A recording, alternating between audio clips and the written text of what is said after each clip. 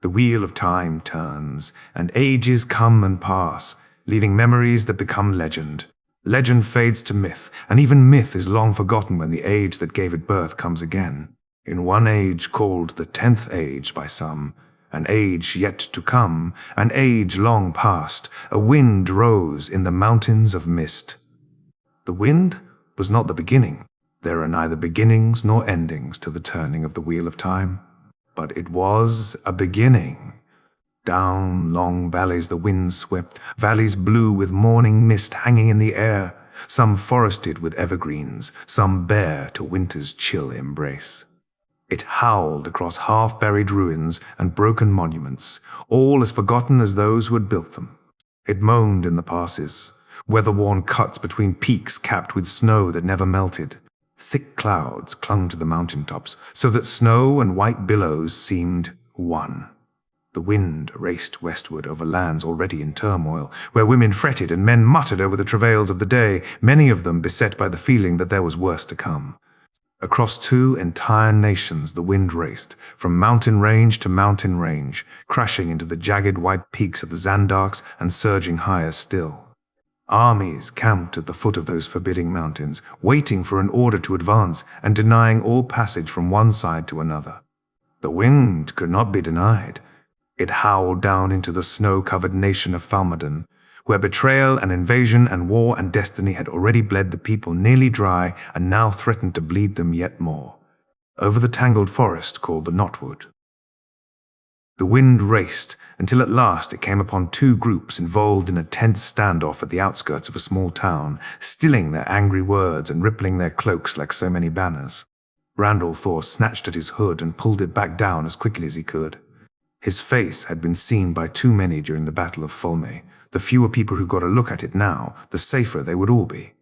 Standing at a height of 6'6", with red hair and blue-grey eyes, he had thought himself long since grown used to sticking out like a sore thumb, having grown up in a place where few men stood taller than 6 foot, and almost everyone had eyes and hair of a dark brown.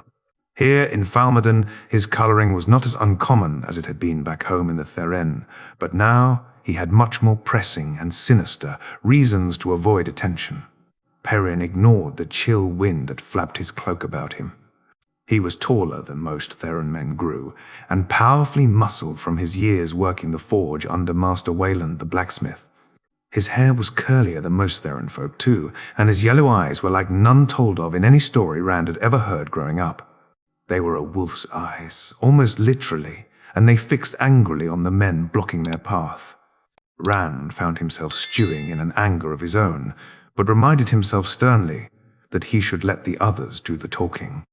The men who blocked their way were a ragged bunch, clad all in fur and leather. Their leader was relatively young, with a dark beard, a glib tongue, and cold eyes. Highwaymen, Uno had said after their first demands. He made the word sound a curse, and took a firm grip of his sword hilt. He and Mendar were the only 2 of his Shienaran armsmen that Rand had brought with him on this excursion. He had wanted to avoid attention, but now he found himself basking in Moiraine's unwelcome regard. The diminutive Aes Sedai had been against him coming at all, and the look she shot him from beneath the blue hood of her cloak was filled with disapproval. Her warderlan loomed at her shoulder, his long greying hair tied back with a braided hadori, looking like death waiting to happen. The bandit leader clucked his tongue chidingly. Now is that any way to greet someone? A simple 10 silvers, and you're free to move on. He had a dozen men with him, outnumbering Rand's party by 2 to 1, but Rand didn't feel particularly threatened, only annoyed. You should be on your way, Perrin growled. We aren't refugees. That the men had preyed on other groups was plain from their practiced lines and unfeeling gazes. The leader smiled sympathetically. The toll applies to everyone, friend. Old. That's why it's a toll and not, say, a refugee tax. You're no toll collectors, scoffed Perrin. Why, of course we are. We're here on behalf of the Dragon Reborn himself to collect funds for the war effort. Throwing the Seanchan into the sea didn't come cheap. You know, Just look at how spectacularly our former rulers failed to do it. But now we have a greater leader, one who was able to crush those who crushed Nora and Kaylan. You want to show your support for the Lord Dragon, don't you? He would be upset if you didn't. Rand clutched at empty air as he instinctually tried to grasp the hilt of the sword that no longer rode his hip. He had lost his father's blade at Falmer and had a title forced on him in its place. The Dragon Reborn. The man prophesied to defeat the Dark One in the last battle and break the world in the process. He had never met these men before in his life, and he certainly hadn't ordered them to gather funds from passing travelers for him. His empty fist trembled. Moiraine's touch on his forearm urged silence and restraint, but they did not come easily. So you're some of those so-called dragons, Worn, I've been hearing about, Perrin said without warmth. He had heard the same tales Rand had in the weeks since Falme. Not much gets past you. I see, the man responded mockingly. You'll understand then that rules are rules. If you don't pay, you can't pass. And we get to loot your corpses, put in one of his brutish-looking companions, then added as an afterthought, for the Lord Dragon and all. Rand hated to have to admit it, even in the privacy of his own mind, but he should have listened to Moiraine. They should have visited this town in force or not at all. To avoid starting a conflict or drawing too much attention, he had left most of his soldiers and companions behind, and even those few who had come with him weren't armored. He'd insisted they lead their horses too. Times were tough in Falmedon, and horses were valuable enough to tempt folk into trying something precipitous, and besides, the town was only half an hour's walk from their camp. He didn't even have a sword of his own. Unfortunately, trying to avoid starting trouble hadn't prevented trouble from seeking him out. Could he end this by revealing his identity and ordering these dragons worn to surrender? Perhaps, but only if they recognized his face from those sketches that had been circulating lately. And even then, only if they thought he actually knew how to channel the one power properly and feared what he might do to them with it. He certainly wasn't fool enough to think they would stop out of respect or loyalty to him. He had been fool enough to think that when he first heard tales of the Dragonsworn, after what had happened at Fulmi, people all across Fulmerton had declared their allegiance to Rand, all of them strangers who were apparently impressed by his supposed heroics there. When he learned of it, he had wanted to seek them out and add them to the little army that traveled with him. It was an army of only 30 or so men and women at the moment, and adding more had seemed sensible. Safety in numbers, as it were. He and Moiraine had argued over it, and the more details he heard about the Dragonsworn's activities, the more he had come to see that she was right about that too. Burn her. The worst tale he had heard, not the only one but the worst, was of a village of Seanchan settlers several days' ride from Falmer that had been left behind when their empire retreated.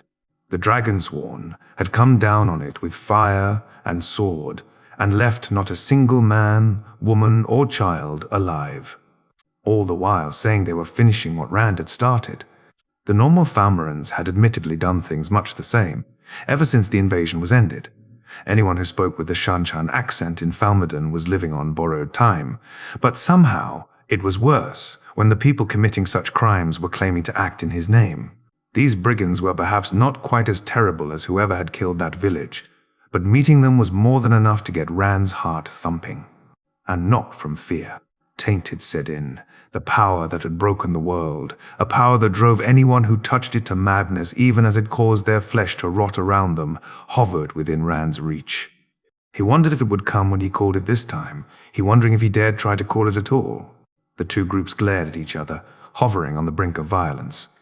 At last, the bandit leader, seemingly realizing that Perrin and the others were not going to back down, gave a weary sigh. You try to be nice to people, and what do you get? Well, take them, lads. Steel sang in the chill morning air as men on both sides hastily freed their weapons amid a chorus of wordless shouts. Rand snatched at saidin, and to his dismay failed to grasp it. At his side stood Moiraine. And though he could see nothing of what she was doing, he had no doubt the Aes Sedai had filled herself with Sedar, the untainted female half of the One Power. The nameless, glib-tongued bandit was the quickest of their foes, but even he had only half cleared his sword from its scabbard before Lan was among them. The warder danced through the forms in a brutal blur. Apple blossoms on the wind killed 3 men before they could even attempt to parry, and a 4th only avoided losing his head to Arc of the Moon by diving aside into the ground. The final movements of that form brought Lan back to mid-guard as the bandits began to rally and throw some attacks of their own. Lan parried their blows easily, and when one fool overextended, he opened the man's belly with a long slash, black pebbles on snow. The man who had thrown himself to the ground would not be getting up any time soon. Perrin's heavy boot in his teeth had seen to that. The former blacksmith's apprentice had drawn his wicked curved axe and was laying about him. One of the dragonsworn tried to block the axe using a short sword, but the blade might as well have been a leaf of grass for all the good it did. Perrin's axe thunked into the man's shoulder and cut deep into the chest below. One optimistic fellow tried to rush right past Lan, while the warder was engaged with the bandit leader, perhaps thinking to take Moiraine hostage. Lan didn't even look around. He just snaked his blade around the leaders and pushed it aside just long enough to spin himself aside, flowing into Lizard in the thorn bush, cutting low and taking off the would-be kidnapper's lower leg, before he himself dropped to one knee and raised his sword high and horizontal, checking the leader's predictable riposte. The remaining 4, dragonsworn, ran to engage the 2 Shienarans, both of whom actually were dragonsworn. Rand doubted anyone involved would appreciate the irony. Uno and Mendao stepped in front of Rand, shielding him with their bodies and their blades. Uno was the most experienced of his newly acquired Shienaran armsmen, and Mendao was one of the best of them when it came to swordplay, though neither man was as good as Lan, of course. Rand knew of no one who was. The bandits stood little chance against them in his estimation. In truth, now that he saw them in action, they seemed a poorly trained bunch, suited to harassing fat merchants and little else. If they'd known anything of real fighting, they would probably have known better than to attack a group with Lan mandragoran in it, or a pair of Shienarans with their hair worn in the top knots traditional to warriors in that borderland nation. Protect the Lord Dragon, Uno barked as he opened one man's throat and quickly moved to turn the blade of a second. Rand heard Moiraine hiss in annoyance. Mendao took up the cry. "For Shienar and the dragon reborn," he shouted as he danced through, plucking the low-hanging apple. It was a flashy form, and not too hard to counter, but against these opponents, it was enough to send the man's head flying in a shower of blood. The second man to have rushed Mendao backed up quickly, and the Shienaran pressed his advantage with the aggressive overhand strikes of the boar rushes down the mountain. "The Lord Dragon," said the bandit leader in an incredulous and now higher-pitched voice. He turned his eyes towards Rand's unarmed and still hooded figure. "That settles it then," Moiraine said. Her melodious voice was chill enough to suit the season. "Make sure there are no survivors." Rand had crossed his arms to still hands that itched for a sword. He hated watching others fight his battles for him. And there was a part of him that wanted to offer mercy to these men. It was a weak and soft part of him that he fought to suppress even as it beat at his chest. Moiraine was probably right about this too. It would be best not to spare these dragonsworn, who knew what they would do if they were allowed to go free. But he still felt queasy as Lan and the Shienarans set about finishing the few that remained. Perrin felt it too. His hulking friend turned his face away when the bandit leader dropped his sword and began pleading for mercy, all his jibes forgotten. A quick death from a simple thrust of Lan's sword was all the mercy he received. Perrin's sigh was long and weary and came in time with the other man's death rattle. Lan was cleaning his sword on a dead man's cloak when Rand trudged forward. The frost that covered the hard-packed dirt road to Luther steamed lightly as the blood of a dozen dead men seeped out onto it. "Get used to the sight," he told himself. "This is your life now. Death will never be far away from you. You're the bloody dragon reborn." He wished, telling himself, that would be enough to make his stomach sit still. Despite it all, he felt he had some sort of connection to these dragons worn, a responsibility to them perhaps, or a responsibility to stop them. He couldn't decide. He just knew that killing them made him feel ill, in a way that killing those seanchan at Falmer never had. Grim-faced, Rand knelt among the carnage and picked up the bandit leader's sword. It was slightly curved, sharp along only one side, and had a long hilt meant to be held in two hands. Tam's sword had looked somewhat like that before it had been destroyed, though this one had no herons engraved on it, of course, and was slightly shorter in length now that he got a close look at it. He tried a few experimental swings and then frowned. Rand had only ever fought with Tam's sword and with the practice lays that he and Lan had used when sparring. This sword was heavier than Tam's, and there was something off about it. He couldn't say what exactly was wrong. He just knew that something about it didn't feel the way it should. Lan was watching him. "You'll want better steel than that. Some village blacksmith with only a layman's understanding of weaponry forged these swords. They might be better than going up against a Trolloc with only your fists, but not by much." Rand nodded. "It'll have to do, until I can get something better." He missed the comforting presence of Tam's sword. It occurred to him then that he might have been a bit spoiled when it came to weapons, what with the first sword he ever laid hands on being a master-crafted and heron-marked blade. Most people had to fight using weapons just like these ones that Lan spoke so unflatteringly of.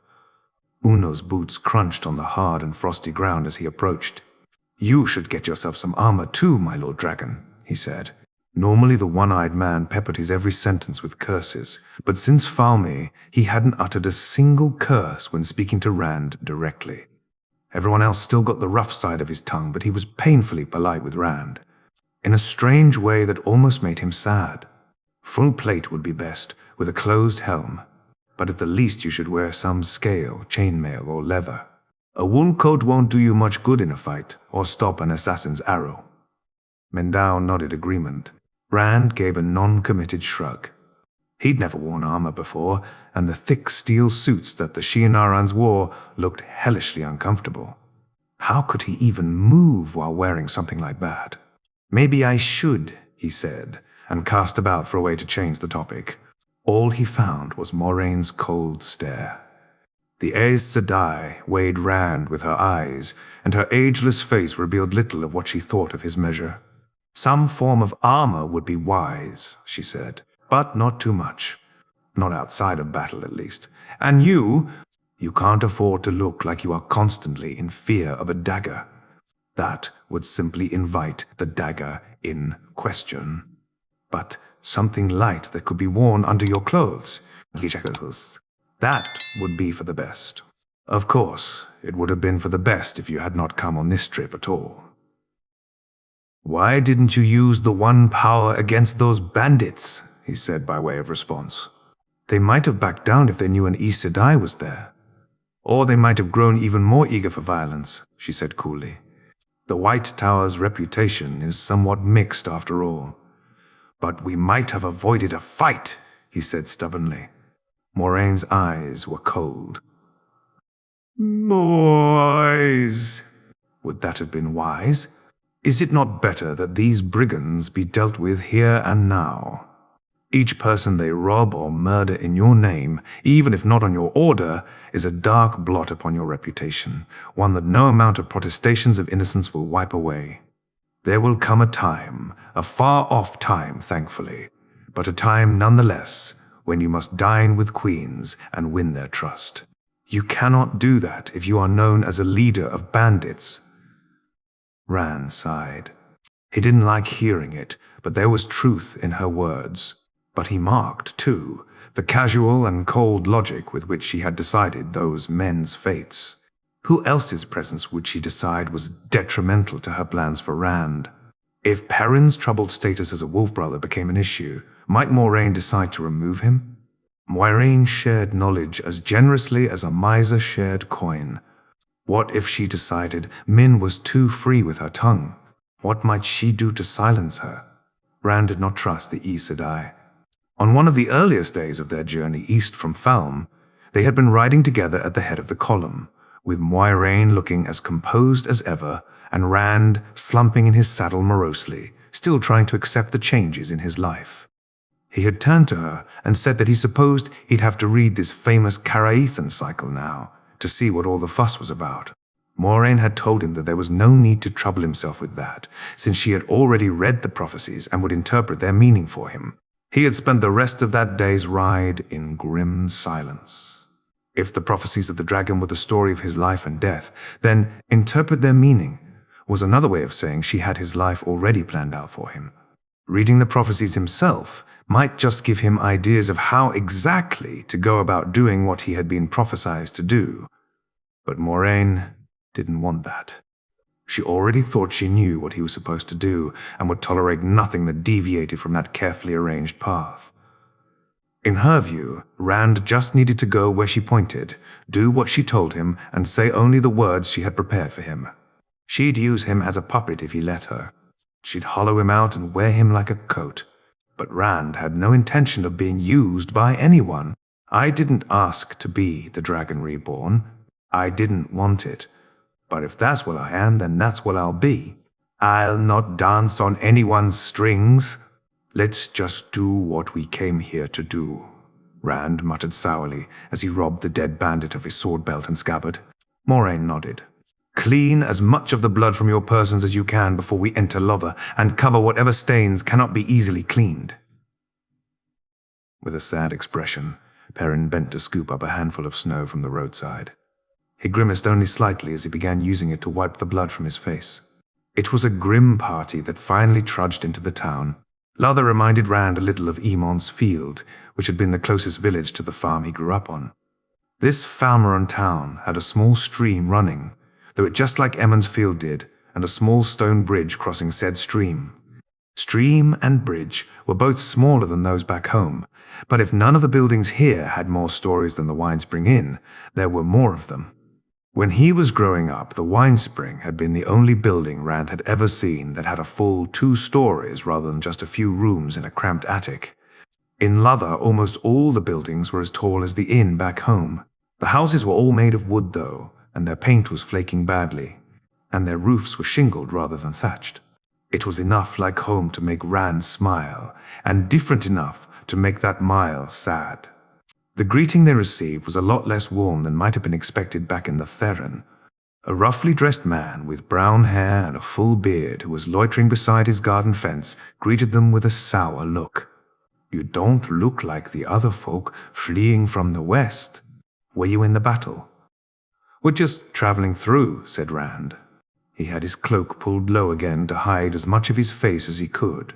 Perrin didn't look to be in the mood to do much talking. Good, said the man. Why? Said the man. No room here for any more outsiders. We just finished getting rid of the last of those seanchan. He hadn't introduced himself, and as rude as that was, Rand was secretly glad of it.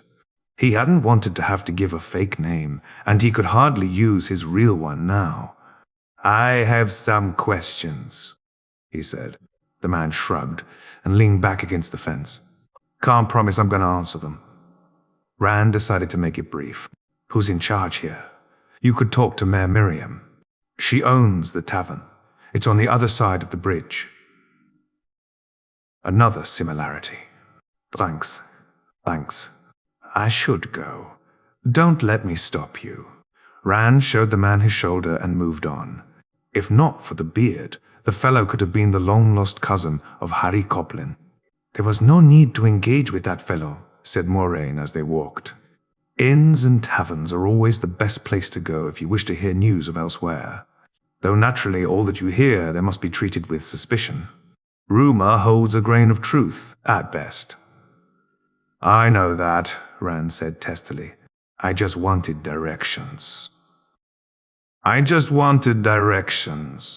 Don't worry, I'm not planning to question every last townsperson. That is a relief, she said.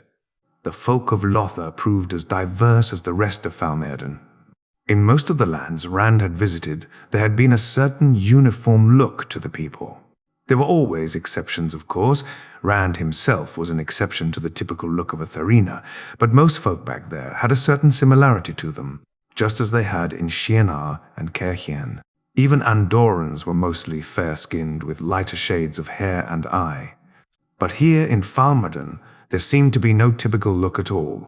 People whose hair and eyes were the same color as Rand's strolled past black-haired folk whose skin was so dark you'd think they had just spent a full week baking in the summer sun. There were people whose hair was dark, but whose eyes were blue. Some were as short as any Kerhenin. Some stood as tall as Rand.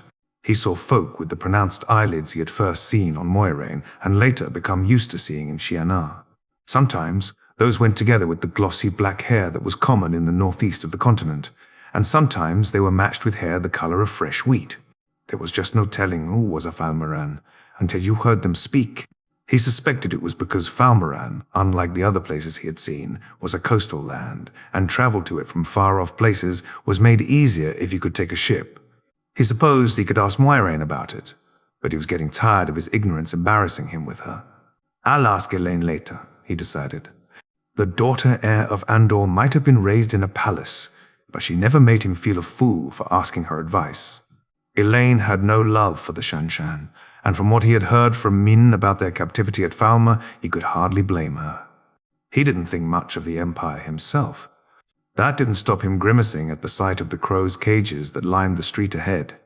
It wasn't the first time he had seen such things. The seanchan had been brutal in their suppression of any resistance to their invasion, and now that said invasion was over, the Falmerans were answering brutality with brutality.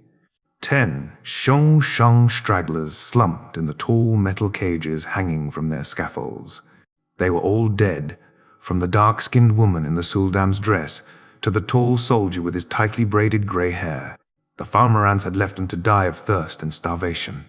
Perrin growled at the sight. No one deserves to die like that. Get a hold of yourself, blacksmith, warned Lan. We want to avoid attention if possible. Perrin tossed his head, nostrils flaring. He said no more, just trudged along in their wake, silently stewing in his anger.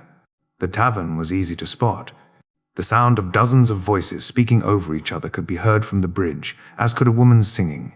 The sign that hung outside the double doors showed a young woman with long hair above the words, "The Singing Maiden." Despite the cold, there was a man loitering on a bench outside. He was darker of skin and hair than the townsman Rand had spoken to earlier, but other than that, looked much like him. When he caught Rand's eye and spoke, however, he seemed much friendlier. You might not want to go in. Tavern's full, and those soldiers are being a nuisance. What soldiers? He said. The man shook his head.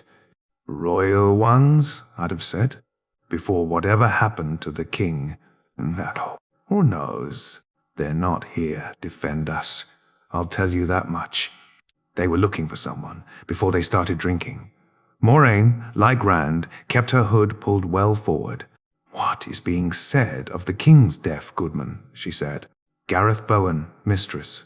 And lots of things are being said, but nothing I can make any sense of. Some say the seanchan killed him, or Sayaman assassinated him, or this new false dragon used the one power to cook him in his armor.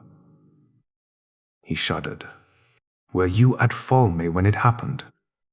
You may call my Ailey's, Moiraine said smoothly. I was not present to witness Kaelan's passing, however. Such a shame. Fortunately, he leaves behind him a daughter and a son. Evelyn's alive, then? There was talk that the seanchan had executed her like they did her mother. They had intended to, in fact, as Rand had personally seen, but had failed thanks to Ingtar's sacrifice. He said nothing about that, though. Even revealing that he had been at Falme would bring too many questions his way. Gareth frowned. Odd, though. Sayaman declared himself regent. But if she's alive, well, Evelyn's a bit too old to be needing a regent, isn't she? Odd indeed, said Moiraine. You might almost think General Satai has reason to worry about what the young queen might think of him, and thinking that consider which of the tales told of Kaelan's death seems most likely. But for now, you must excuse me." She led them towards the inn's doors, which Lan silently threw open for her. Rand had already heard Nynaeve's tale of the incident Gareth spoke of. The seanchan had killed King Kaelin after his famous general, Saiman Satir, had decided to retreat from the battle and left the king and his men to die. Nynaeve had little good to say of Seoman, but Lan had actually come to the man's defense when they discussed it, claiming that standing against the seanchan army and their damane would have been suicide. That he had spoken to Nynaeve at all was almost as surprising as his agreeing with Simon's decision. Lan scorned death, and ever since what had passed between them in the blight-infested ruins of his homeland. Malkia, he had kept even more of a distance with Nynaeve than he did with everyone else. That brief exchange had been enough to put the former wisdom in a foul mood for days. The inside of the tavern was kept pleasantly warm by the fires burning at either end of the main room. As they threaded their way through the crowds, Perrin with exaggerated care, and the two Shianarans flanking Rand and roughly pushing aside anyone who blocked their path. Rand listened to the talk of the gathered folk. "Regent to who? A dead girl? That doesn't make any sense," one man said. "It's probably political nonsense," groused his companion. "We'll be lucky if the nobles don't burn down what's left of the country fighting over the throne." "I heard he can fly," a younger man said to another in an excited whisper, pitched so loud as to defeat the purpose. "Not even a Sedai can fly, but the dragon reborn can." "No, I can't," thought Rand, and tugged his hood further forward. The youth's friend looked about them nervously. "The false dragon, you mean, right?" "Oh, sure. Oh, sure. That." "By shadowspawn," a plump, dark-haired woman was saying when he passed her table. "Yeeter would, The blight's off on the other side of the White Sea," said her pretty companion with a toss of her long yellow hair. Maybe they were part of the seanchan's army, or maybe they came with the false dragon. "I don't know, I'm just telling you what he told me." Over it all he heard the singer, and her voice was enough to make all the gossip he heard seem rude. When someone with that finer voice was singing, you were all but obliged to stop and listen so far as Rand was concerned. She stood on a slightly raised dais at the farthest side of the room from the doors. He knew the tune she sung. He had played it on the flute often enough in inns like this while he and Matt were making their way down the Camelin Road. "The Rose of the Morning" was a sad song. He knew the words as well as the notes, but had never sung them in public. Tom Merrilin, the gleeman who had briefly taught him, had judged Rand's voice decent enough, but hadn't thought it worth the trouble of training it, claiming that instruments were easier to learn and took less practice to maintain. Tom could have had no complaints about this one's voice, though. Rand's steps slowed as his attention drifted towards the singer. She was young and very pretty, and looked about the same height as Nynaeve. Her coloring was a match for his own, though, and she wore her hair just long enough to brush her shoulders. Her loose dress was a pale shade of pink, heavily worked with yellow embroidery, and its high neck was not enough to conceal the size of her bosom. She noticed him staring and peered under his hood, but did not miss a beat of her recital. Rand felt his cheeks redden over his own rudeness and looked away. He quickened his steps and joined the others at the table Moiraine had selected.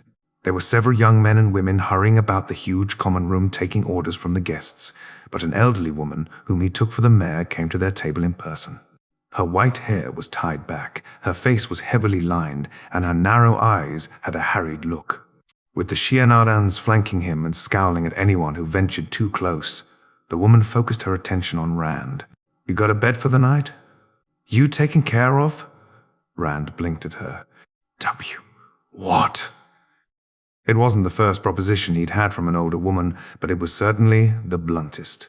Her attention sharpened at his surprised look. "I know a young skirt looking for a tumble," she declared, having read his mind all too easily. "I'm the mayor of these parts. Miriam, if you're looking for a place to stay, you'll have a hard time of it. The town's full up with refugees. Might be space in Alisan's barn." "Speak up." "We're not looking to stay, Mistress Miriam. We'd just like something to eat and drink," Rand said with what dignity he could muster. We can pay, he added, to forestall what he thought would be her next question. They placed their orders, though Rand's hopes of finding something as spicy as the food he had gotten in Caerhien were sadly dashed. Falmaran cooking was a plainer meat and vegetable style. Once Miriam had bustled back towards her kitchen, Lan and Mendao rose from the table and went to mingle with the crowd and gather what news they could. The singer had moved on to She Wore a Mask That Hid Her Face by then, a Valreo love song that Rand had never quite gotten the feel for playing, and he settled in to listen. I see the soldiers that townsman was talking about, Uno said, frowning at a table across the room. Half as many as those bandits, but still more of a threat, I'd say. Experienced-looking bastards. He blinked his lone eye and glanced at Moiraine. Begging your pardon, Aes Sedai. Moiraine let his language pass with no more than a raised eyebrow. We may yet hope that we are not who they were looking for, given the dynastic squabbles brewing here. A squabble we would do well to stay out of. That last brought her eyes to Rand. Just because I wasn't willing to let that princess be impaled on a stake doesn't mean I want to get involved in a civil war, he muttered. I want out of this nation as badly as you do, but not badly enough to use the ways. Or the portal stone, she said flatly. Rand turned his attention from the singer to the Aes Sedai and scowled. I would use the ways if Machan Sheen didn't have a personal vendetta against me. It's been lurking on the other side of every waygate I've opened lately. As to the portal stone, you weren't there the last time we used one. But Veren was, and I didn't notice her complaining when we rode past it. Ask yourself why. Rand took Uno's grunt for agreement, though he knew the Shienaran would never openly argue with an Aes Sedai. Not the portal stones, said Perrin. I'd sooner try and swim the Arif Ocean. Moiraine ignored him. We must leave Falmerdan before your identity becomes too widely known, she told Rand quietly. You are vulnerable here.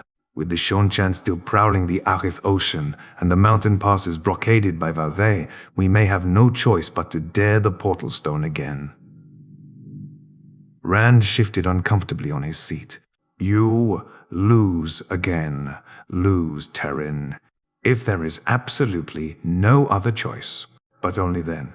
It can't be that hard to find a way through the mountains. The arrival of their meal brought Lan and Mendao back to the table. They reported their findings between bites.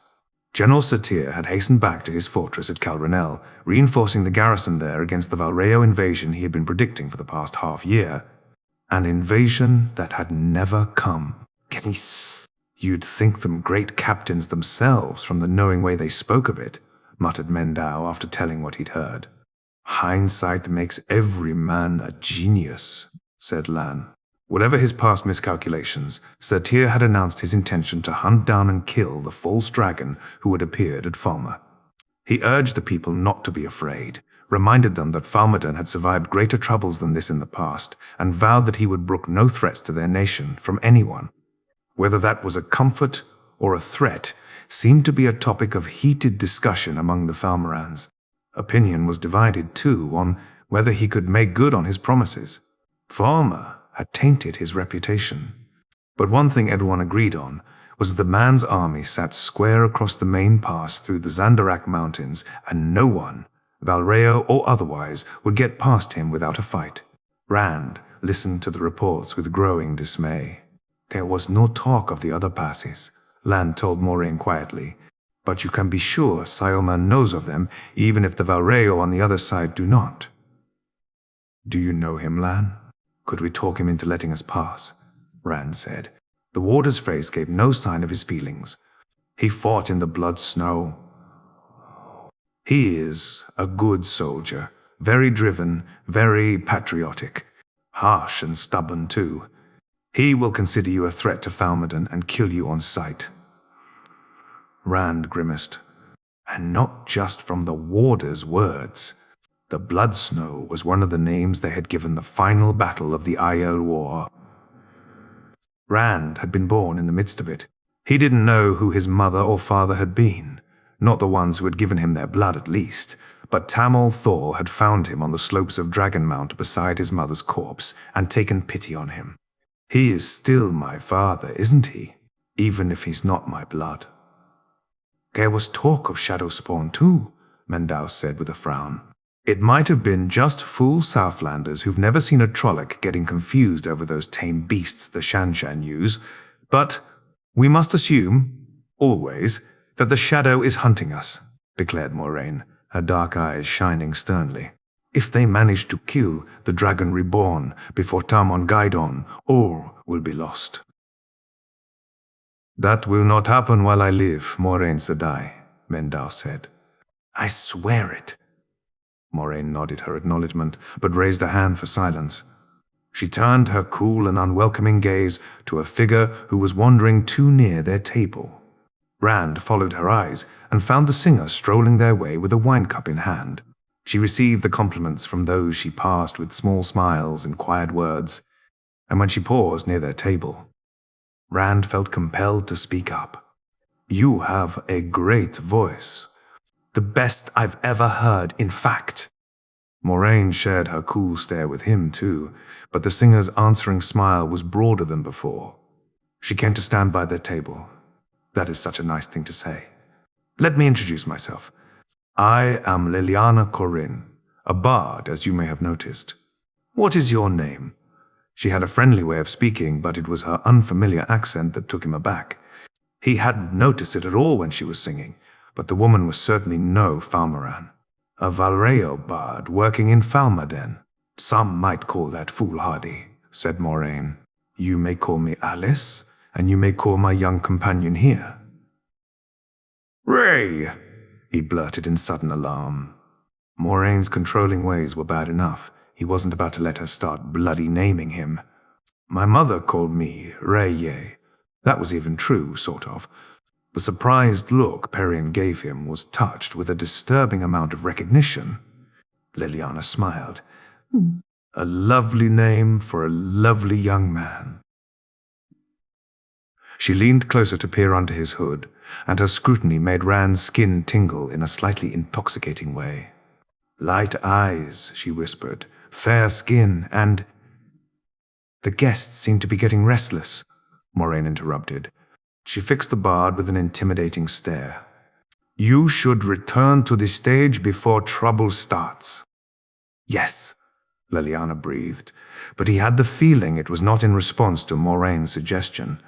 Forgive me, Alice, but I could not help but hear one of your companions address you as Sedais. Could it be you are an initiate of the tower? She turned her scrutiny on Moiraine, leaning to peer under the Aes Sedai's hood too. Mendao winced, Uno muttered a curse, and Lan added his own icy and forbidding stare to Moiraine's. This, Liliana was either very brave or much too friendly for her own good, because none of the warnings being sent her way seemed to be working. You should forget what you think you heard and resume your singing, said Moiraine coldly. Liliana sighed. You are wise, no doubt. I had heard that Queen Nora's advisor, Shiraine, was a Kerhinin and a member of the Blue Ajah, and a woman of great wisdom. Moiraine, who in form and dress looking very much like what she was. A Kerhinin Aes Sedai of the Blue Ajah tutted in annoyance. I am not Shiraine Caminel, she said. The woman in question had been abducted by the Seanchan, along with another Aes Sedai, whose name Rand did not know. Moiraine had taken her inability to rescue them personally. Incoming, said Uno. Rand looked to where the Shienaran was glaring, and saw the soldiers he had mentioned earlier walking their way. He gave a small sigh and reached for Saladin, and this time it actually worked. The liquid lightning of the one power flooded his body, unfortunately bringing with it the oily foulness of the Dark One's taint. With the power in him, everything around him seemed to come into greater focus, sights and sounds both. Lan and the Shienarans scraped their chairs back from the table to make themselves some room to move, should they need it.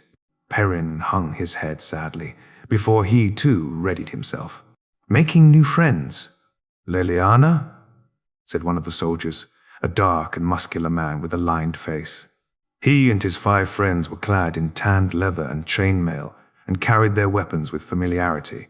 "Why don't you come sit with us instead?" "The young man is an admirer of music, Koba. I was merely saying hello." The soldier frowned at Rand. "Are your ears cold, boy? Why wear a hood indoors?" "It's winter, and I'm not used to the weather in these parts," Rand said flatly. Kolba grunted. His expression turned more cautious once his scrutiny touched on Uno. Shinarans. Kira. I've heard of some of those and the company they keep." His hand drifted to his sword. Lan was on his feet in an instant, hand on hilt, watching, still-faced, waiting for it to begin.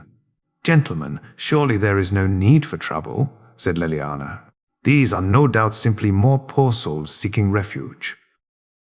There was a strange cadence to her accent. She spoke some words slowly where Rand was used to speed, and others quickly where he was used to deliberateness. It was a pleasant sound. "They are more than that," growled the soldier. "Now stay out of our way, Singer. You protect these people, you'll get the same as them." "You should get back, Leliana," said Rand quietly. "We don't need your protection, and you don't want to get involved in this." She gave him a chiding look. "You may not need my protection, but these men will blindly follow their master's orders, even unto death." "I am not the blind one," Colbert declared, staring at Rand's half-hidden face. "I served at Fulmer. I know what I saw." His voice was getting too loud. All throughout the common room, people were pausing their conversations to frown in Rand's direction. He had to stop this before it got out of hand. "He'd die." He put a hand on the table and leaned forward intently, fixing the Thalmoran soldier with a hard stare. "If you were at Forme," he began, pitching his voice too low for anyone not at the table to hear. "Then you saw General Surta defeated by the Seanchan and forced to retreat. If you lingered longer than that, then you saw the Seanchan defeated by something or someone else and thrown into the sea. Are you absolutely certain you want to face what your general's nemesis fled from?" Leliana gasped softly. Colbert froze in place.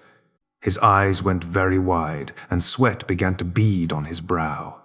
"What other choice do I have?" he gritted after a long moment. "You can take a message to General Satir for me," Rand said. "W. What do you want to tell him?" "Tell him that I am not his enemy. Tell him that tarmongaidon is coming, and soon we will all have to set aside our differences and unite against the shadow. Every human life lost before then, from the meanest bandit to the most misguided general, is one less person who will be there to fight the shadowspawn at our darkest hour. I have no desire to hurt him, or any Thalmoran who is not a dark friend.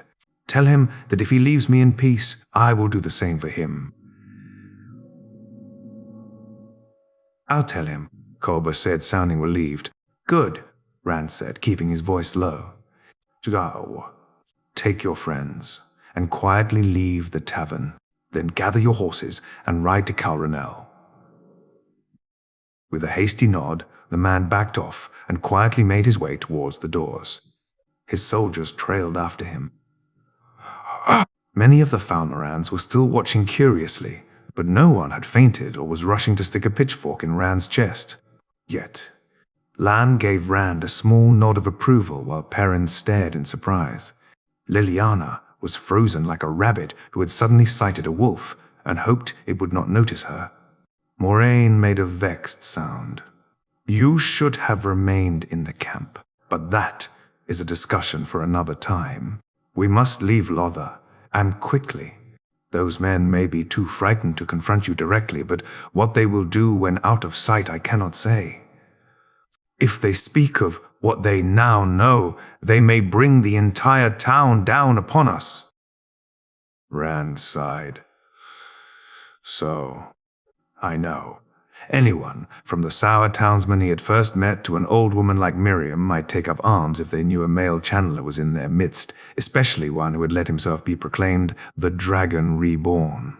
They'd kill him with the same haste and the same disgust as they would a rabid dog loose in a nursery. That was his life now. He'd have to get used to it.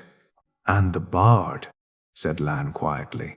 Moiraine's ageless face was a still mask, as beautiful as it was cold. Such a curious and talkative young woman. Too curious and too talkative for her own good, she said. Rand shivered at what she and Lan seemed to be suggesting. Perrin frowned forbiddingly at them both.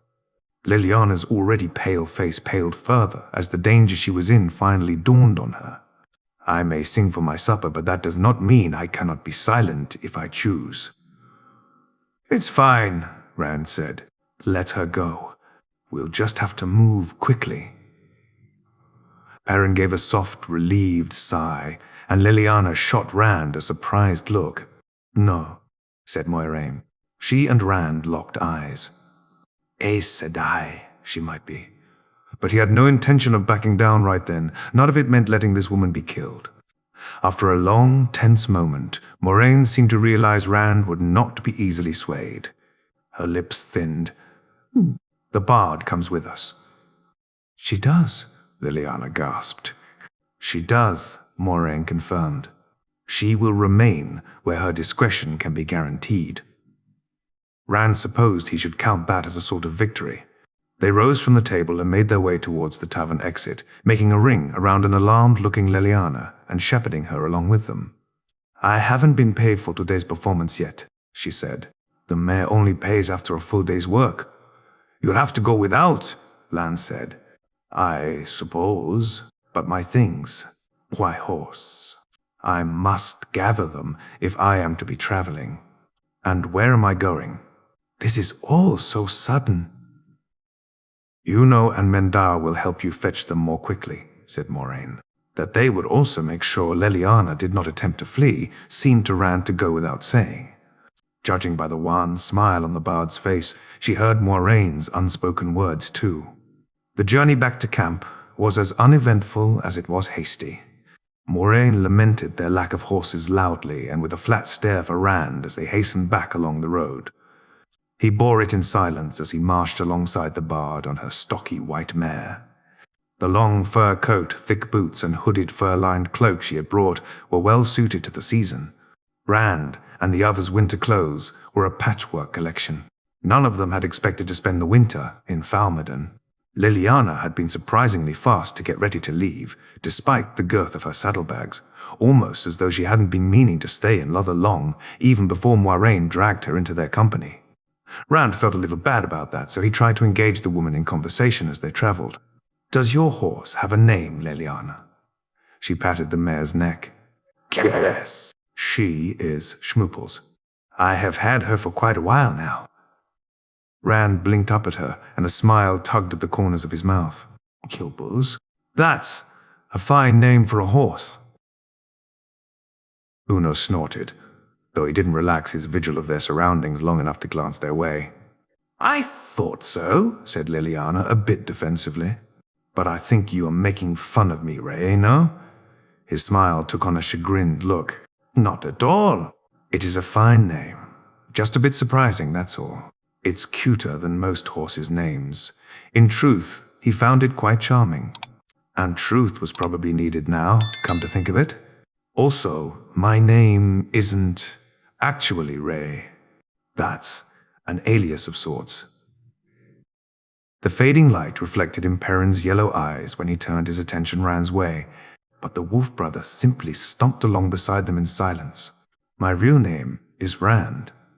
Rand all Thor. Liliana studied him carefully. That is an understandable precaution. If you are the one everyone is speaking of. The one from Falme. Rand saw little point to denying it, much as he might want to. His smile faded. I'm him. And can you do the things that people claim you can do?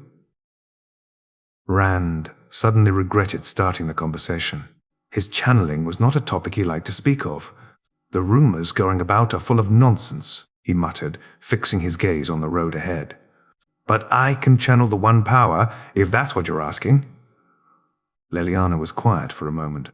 "That is most unfortunate," she said with a small sigh. The talk died after that. The only sounds were the clop of Schmooples' hooves and the crunch of their boots on the frost-hardened earth, until a brewfinch suddenly cried in the trees ahead. That was a borderland bird, not often seen in these parts. Had a red-winged jay called instead of a bluefinch, they would have found the way ahead significantly more dangerous. Lan, who had been leading the way, turned off the road and slipped through the leafless bushes. Rand and others followed, Leliana dismounting to lead her horse. A thick screen of evergreen trees hid their current camp from the road. If the watch schedule had been followed, then China, Haita, Ayami, and Sa would be hiding somewhere on the edges of the camp. One of them was the bluefinch, who had cried on sighting them.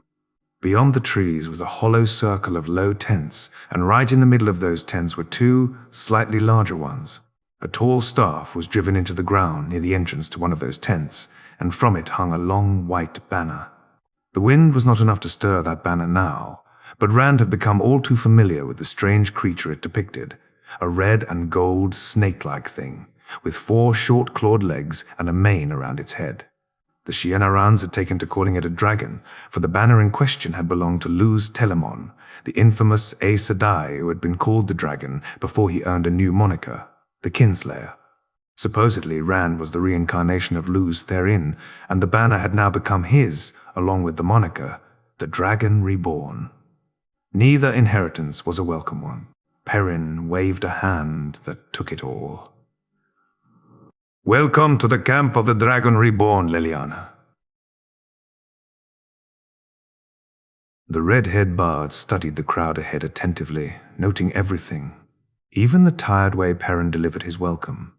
Her brows rose at the sight of Veren, who looked up from her notebook to examine the returning party. The greying woman had the distinctive, ageless face of an Aes Sedai, and with Moiraine already having made her presence firmly known, Leliana looked understandably dismayed at the appearance of a second sister. Veren's stocky, plain-faced warder, Tomas, sat near his Aes Sedai with his sword across his knees and an oilcloth in hand. Just within earshot of the Aes Sedai, 4 eye-catching young women stood in a circle near the cookpot, chatting amiably, bundled in their fur cloaks. Leliana's interest sharpened at the sight of them. So did Rand's, and not just because of how pretty they all were. Elaine seemed to have decided to help with the cooking again. It had been a shock to him the first time she did that. Her full name was Lady Elaine Trakand, and she was the daughter-heir of Andor. He would not have expected a noble like that to know which way up a pot was supposed to go, or expected one to want to learn. Even more shocking than her being educated in such things had been when she turned out to be the best cook in camp. He wondered if it would be greedy of him to take a share of the stew, considering how recently he had eaten. Another 2 of the Shienarans, Izana and Katsui, were assisting her this evening. Min cut short whatever she had been saying to Anna and Nynaeve when she noticed their return, and all 3 women turned to examine the new arrival. Leliana essayed a smile that was not returned. When her gaze fell on Loyal, the bard's jaw dropped open and her fine brows rose nearly to her hairline. The Ogier sat reading alone, bothering no one and doing nothing to call attention to himself, but Rand still considered Leliana's reaction justified. Loyal stood fully 10 feet tall after all, and even a cursory glance was enough to see that he was not human, despite the similarities between the 2 species. Loyal's appearance had shocked Rand too when he first met him, with his nose broad enough almost to be called a snout, and his too wide mouth.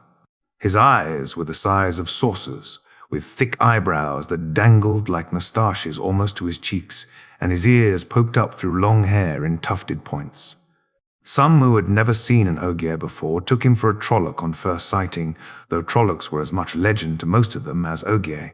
To his eternal shame, Rand had been one of those people. In truth, Ogier and Trollocs could not be less alike.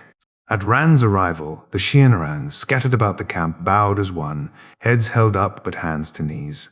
"Lord Dragon," Regan called, "we stand ready. Honor to serve."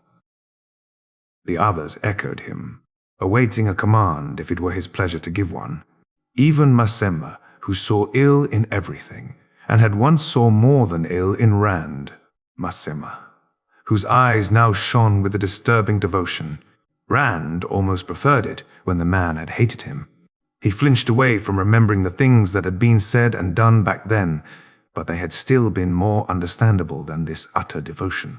Rand raised his hand awkwardly in greeting. "Such a colorful group of followers you have, my Lord Dragon," said Liliana warily. "You don't have to call me that," Rand sighed. "In fact, I'd prefer it if you didn't." "How does it go?" said Anna when they approached the fire. Stockily built and with her brown hair cut short, she was an old friend of his and Perrin's from back home.